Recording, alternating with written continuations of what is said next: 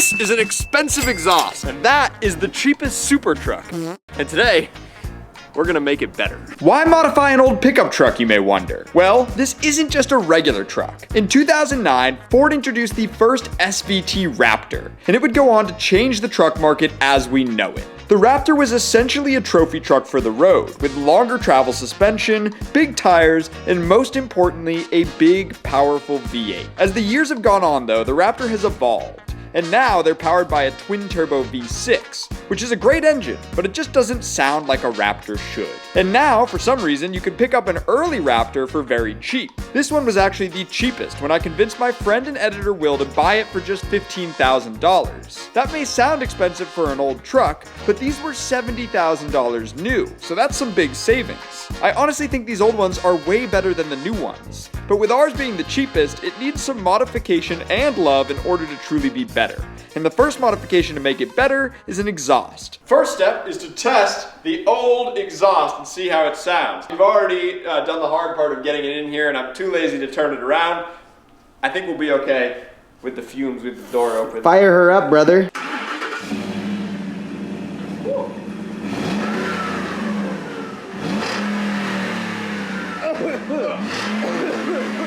Now the first step is to obviously get the old exhaust off. This is quite a long one. We're literally, I think, halfway up the truck, and this is, well, oh my gosh. Yeah, it's not gonna come off the way it's intended. So we need some persuasion from the old cut your finger off device. The Angus grinder. I'm gonna have ear protection this time. I'm not. Because I value my ears. Because the exhaust is so rusty, we need to get aggressive with the angle grinder and hammer. Luckily for us, we were able to get it off before I did any bodily harm. But we still have a problem. We have that undone, but I'm not quite sure how this is gonna come out, because as you can see, it's obviously all corroded. It doesn't look great. Take some persuasion on it. It does not look great up in there. The rust is already proving to be an issue and pretty much welded the two exhaust parts together. In order to fix this problem, we need to detach the exhaust hangers, which are holding it up, and then hit it with a hammer for several hours. I won't bore you with the footage, but trust me, it was not good. Eventually though, it worked. Yeah! Yeah! Yeah! Let's go! Oh no, no! But being an old cheap truck, we ran into the next problem. It turns out the exhaust winds its way around other components, making it really hard to get out. Maybe. No, we can probably Paul, just push it out towards the middle of the truck. Wait, yo, Paul, go to the other side of the jack. Gotta readjust the position. Paul, go to the other side of the jack. But eventually, we were able to figure this out too. Alright, well that's out. We now have the truck on the lift, which is arguably the sketchiest feeling thing I've ever felt. Check this out, you'll love this. Uh-oh. But allegedly it's safe, says Will. The face of safety in the workplace. Me. My feeling is if the truck were to fall, it still can't hurt me because the wheels are on. So Yeah, it it'll can land. only fall so far. So as long as I'm not sitting upright, I'll be okay. But what it does allow us to do is get the exhaust on much easier. Hopefully this one goes in nice and easy, and it should. Because it's a nice, brand new MagnaFlow exhaust. If you don't know MagnaFlow, by the way, they're like one of the biggest names in exhaust, so you've been living under a rock. They make some amazing exhausts. I've actually never had a MagnaFlow exhaust on any of my cars because I'm not cool enough and I didn't have the money. And now we're allowed to put them on our cars. And the first thing, obviously, is this beautiful, very inexpensive truck. Yeah. It's probably gonna be the nicest thing on the truck. Oh, well, yeah, except for the rust, man. It's got some nice rust. I'm guessing that's a 13. Man. Oh, man. What were you expecting, man? Oh, that's not. 14? I've never had a 14 anything. That's crazy. It's good in a lot of ways. MagnaFlow actually supplied us with all the clamps we needed, but me and Will broke the clamp that's supposed to go to this side, and that's not MagnaFlow's fault, that's just old Ford truck fault. Yeah, Ford, stop making metal that rusts. Make the whole truck out of titanium. That would be sick. I would definitely buy a Raptor made out of, I mean, I bought one that wasn't. We're building this like a Lego set, so next goes in the very small, compared to the stock one, muffler. It's beautiful. It's very nice. Look at, they put their logo on Look at the hand welds. I was like, oh, we need to put the logo facing down, but they put it on both sides. But they know what they're So doing. you can't make a mistake. And this splits it from a 1 to a 2. So this is gonna be the next piece that goes on. The new exhaust is going on pretty easily, or at least that's what I thought. That can't be right? What? Just the way that hanger's hanging. It's not doing anything. I think we did something wrong. There's a big gap there. Also, this doesn't feel completely right, so I'm gonna quickly take this off while we're still not super far in it. We should probably look at the instructions. Yeah, let's read the instructions. I hate instructions. After reading the instructions from MagnaFlow that I probably should have read in the first place, it was very simple to get on, besides almost nailing myself in the head. Whoa! Oh man, I brother. hated that. So simple. Did I mention I have never done an exhaust on a truck before? Yeah, we've never worked on any trucks, really. We're not really truck guys. This is the best truck though. I don't like all the lifted F-250 stuff. It's just not for me. Not saying it's bad. I need a truck that's It's fast just not for for some me. reason. But this thing's cool. Yeah. I like this thing. Do I like being underneath it? Freaks me out. Next, we install the section that wraps over the axle, which should have been straightforward if I hadn't done this. Come on. Oh, it has to go like that. You sure? Yeah. No, you're wrong. No, bro. Dang. I should have double checked. I thought I was right. Ah! Oh no. So you get for being wrong, man. Yeah, that sucks. Put it in between my feet and then pull.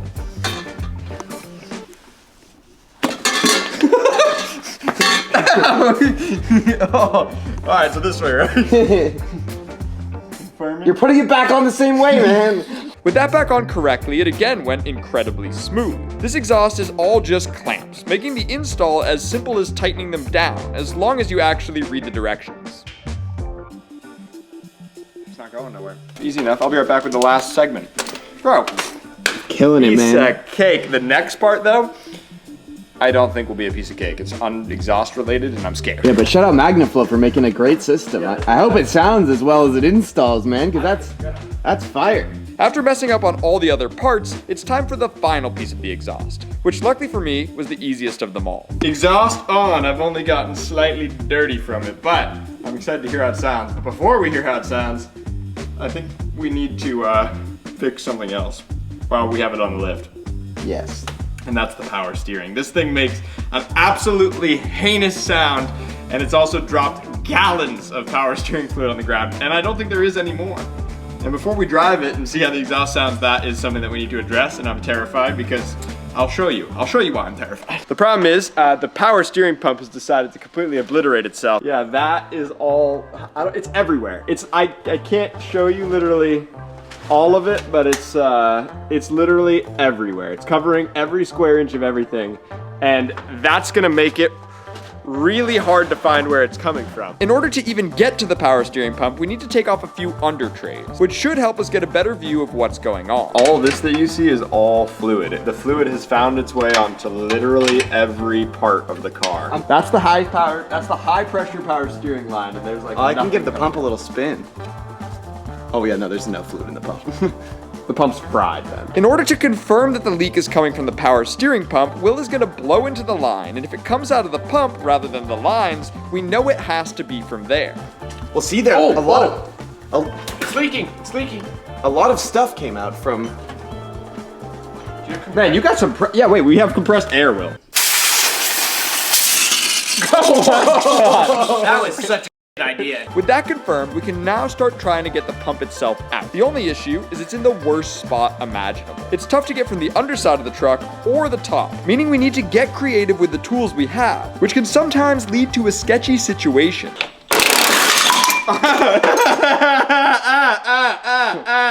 We tried getting it from the top of the car, thinking that would be easier, but ran into even more problems. You broke my reservoir. But after some trial and error, we finally found success. We've successfully gotten the pump out. With the old power steering pump out, there it is on the ground next to the new power steering pump. We obviously have to get the new one in, and let me tell you, I am not excited about it, because getting the old one out was terrible, and getting the new one in, I'm hoping won't be as terrible, but I have very... Promise that it probably will be. I think it will be. So We've already taken apart a lot of the truck to get down there. It's sort of a attack from the top and attack from the bottom sort of ordeal. It's a pickup truck sandwich. The pump is only attached by 3 bolts, and while getting them out was a challenge, getting them back in was somehow not as bad. Even though it's back in though, we still need to fill the system with fluids and get all the air out of the line, which apparently is just a matter of turning the wheel side to side for a while. We're gonna attempt to turn it on now. It seems good with the car off. I don't see any leaking. There is a lot of fluid down there though. And then hopefully we'll be good to go, and then we can go test the brand new exhaust that we put on there and see what it sounds like. This has taken quite a while. Much longer than expected, but sometimes that's how it goes. Honestly, with cars, that's how it goes every time. In order to see if the power steering works, we gotta turn it on, which means first, new exhaust startup. We'll do some rips on it in a second if it works. Start her up. Woo! I like the sound of that. Uh-oh. The exhaust sounds good, but the power steering is making some sounds. Kill it! What is that noise still? That noise is bad. Will thinks there's air in the lines. That's potentially the case. We did kind of empty the lines entirely because by the time we started working on it, there was 0 power steering fluid left. There's definitely air in the lines. It's breathing crazy right now. You're just gonna have to do that a lot of times, Paul. Had my workout in today. Yeah, Paul's just gonna keep ripping on the steering wheel. Just going on a drive to clear my head, that's all. After a little outdoor testing, the power steering seems to be doing fine. So now we need to test the new exhaust.